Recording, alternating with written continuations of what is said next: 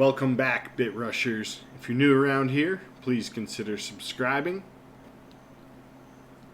Also, please follow me on Twitter at BitRush9000 and join my Telegram group, also at BitRush9000. Link for all of them in the description. Let's go.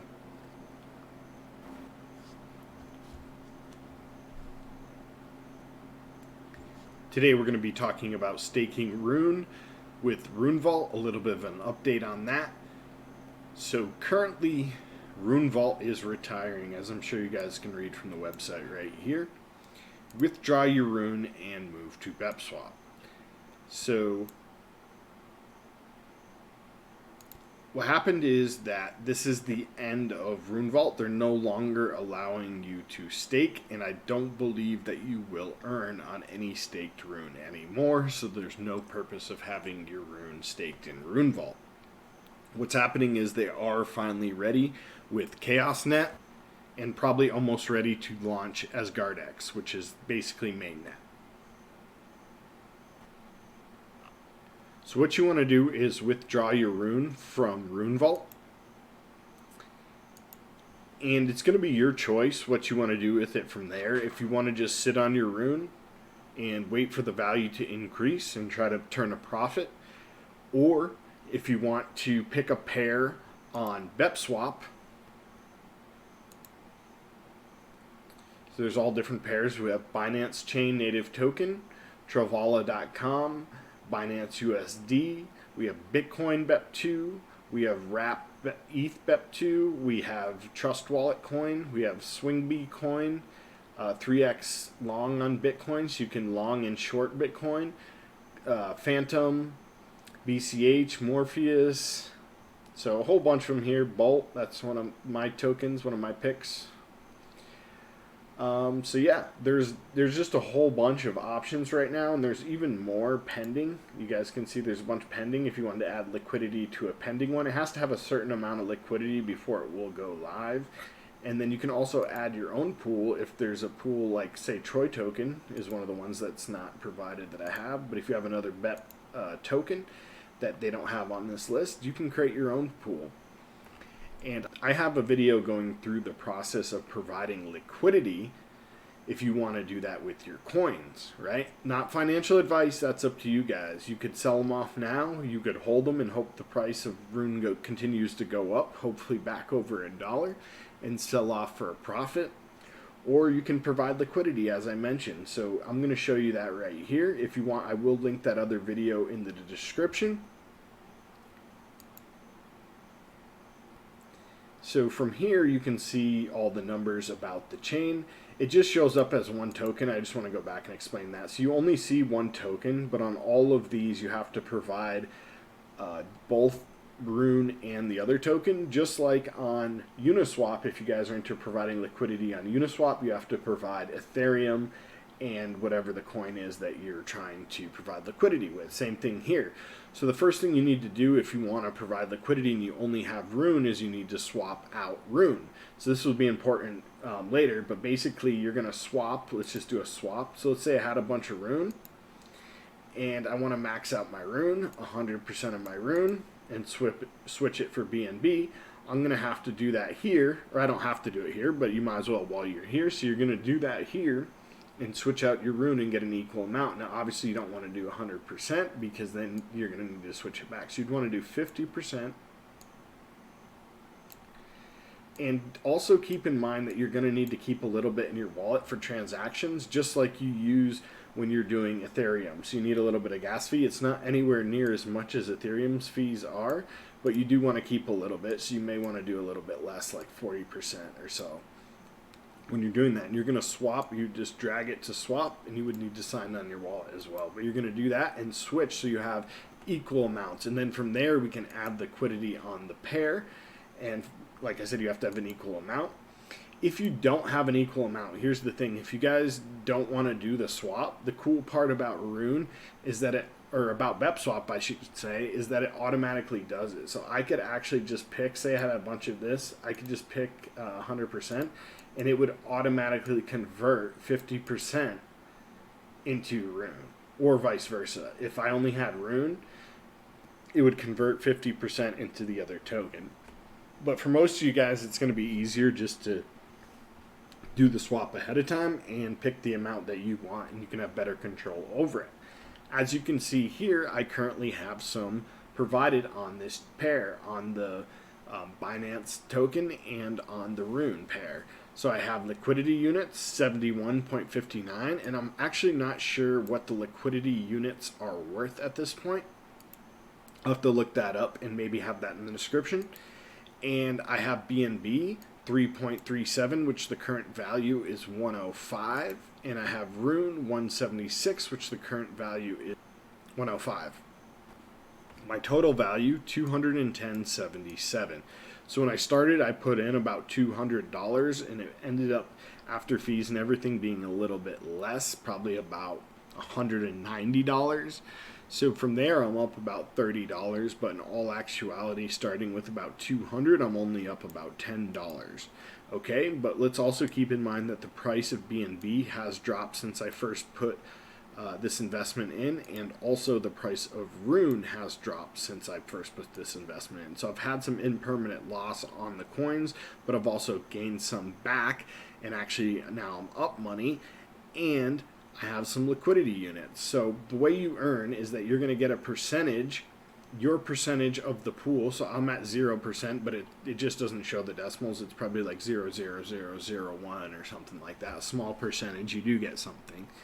No matter how small you are, you get that percentage. So I'm getting a tiny percentage of all of the slippage and all of the fees generated by doing these transactions. And that's important in a minute, because what I was going to talk to you guys about is, should we do the swap? I'm going to do another video to cover VEP swap in more detail, but if you guys want, you can just see here that there's a bunch of different features. You can do token, you can stake as a token holder, traders can swap easily, you can add your projects, etc.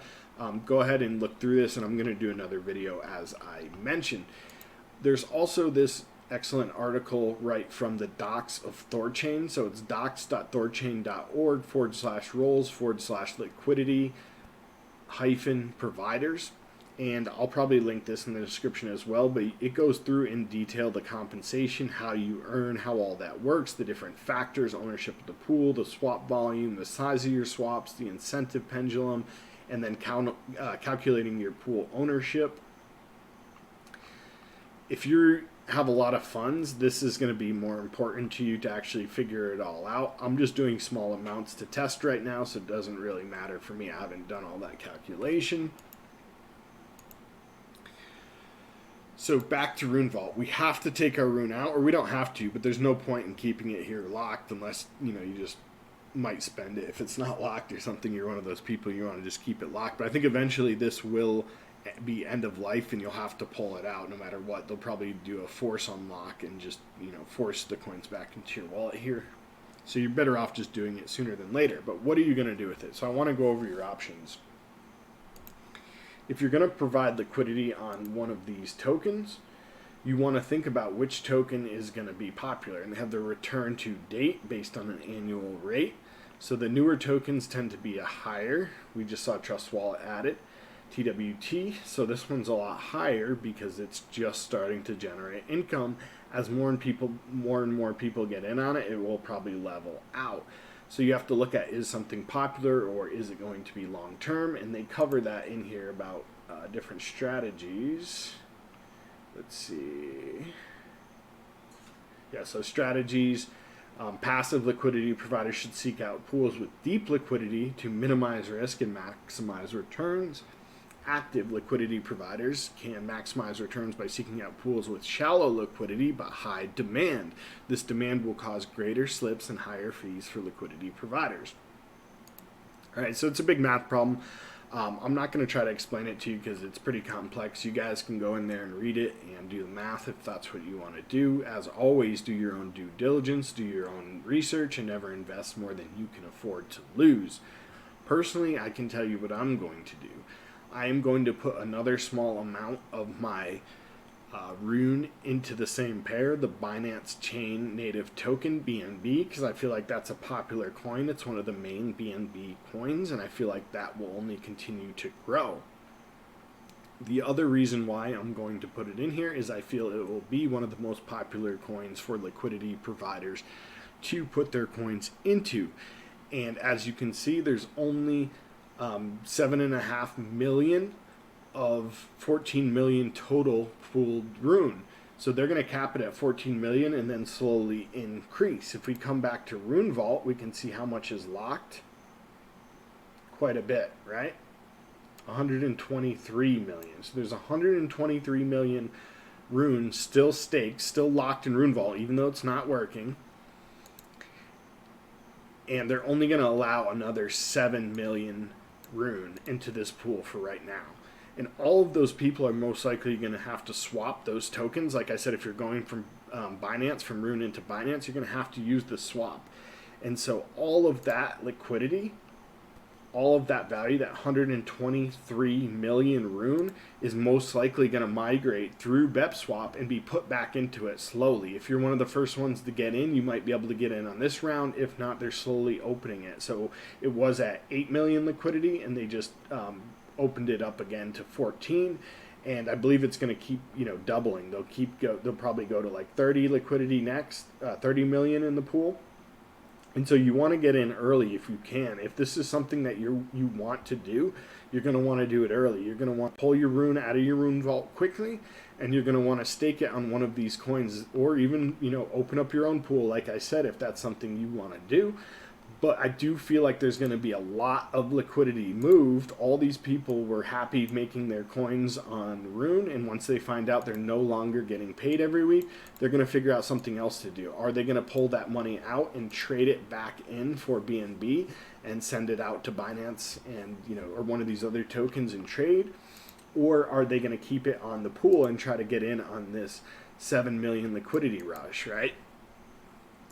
So those are options to consider. Again, I'm going to tell you what I'm going to do. I'm personally putting part of my Rune supply in. I'm not putting all of it. And the reason is that if the price of Rune increases, there's a chance that you will have impermanent loss because of the price increasing so fast that you'll make more by holding your coins and watching the price increase than you would earning rewards on the transaction. So again, it's a big math problem. You have to try to figure that out for yourself. Do your own due diligence. I'm splitting mine up, and I'm doing part and part, kind of putting not all my eggs in one basket. I'm putting my eggs in multiple baskets. So I'm going to have some staked on the Binance chain. I may pick another chain here. I may even be one of the first liquidity pool providers for Troy, because I do have some Troy.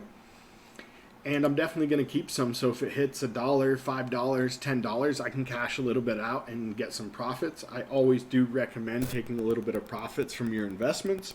And again, guys, do your own due diligence, do your own research, never invest more than you can afford to lose.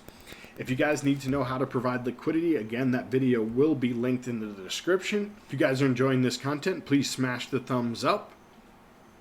Please share this video with any friends or family you think may also like this video. Click the bell for notifications. Happy staking. Happy liquidity providing. Let's get that coin.